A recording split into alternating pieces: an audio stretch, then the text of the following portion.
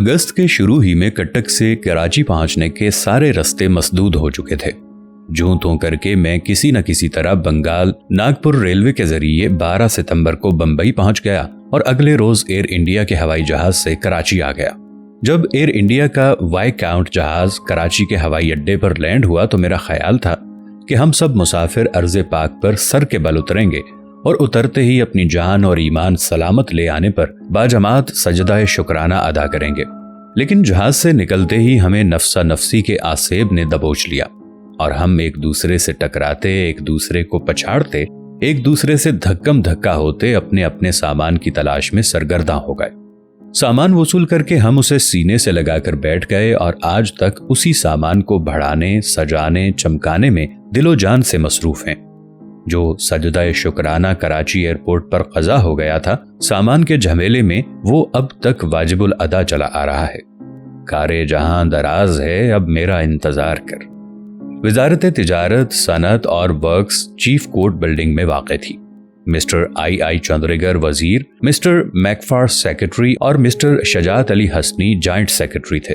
Under secretary के तौर पर मुझे इंपोर्ट एंड एक्सपोर्ट सेक्शन का चार्ज दिया गया। मेरे फरिश्तों को भी इल्म न था कि तिजारत किसे कहते हैं और बरामदात व दरामदात किस चिड़िया का नाम है। बंदर रोड पर एक कबाड़िए की दुकान में से हमने एक इंटरनेशनल ट्रेड डायरेक्टरी और एक सेकंड हैंड फिलिप्स एटलस खरीदी और अल्लाह का नाम लेकर अपना काम शुरू कर दिया। काम करने के लिए मुझे एक छोटा सा केबिन मिला हुआ था।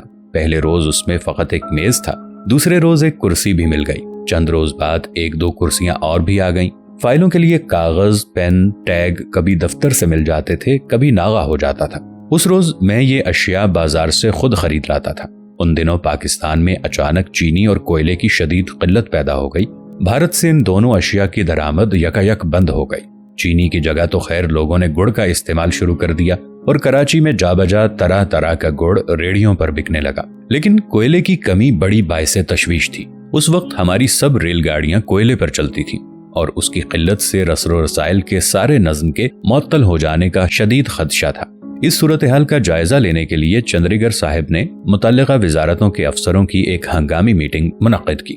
मैं सेकंड हैंड फिलिप एटलस और इंटरनेशनल ट्रेड डायरेक्टरी की मदद से अपना होमवर्क करके गया था, इसलिए मेरी चंद तजावीज़ बड़ी सहूलत से मंजूर हो गईं।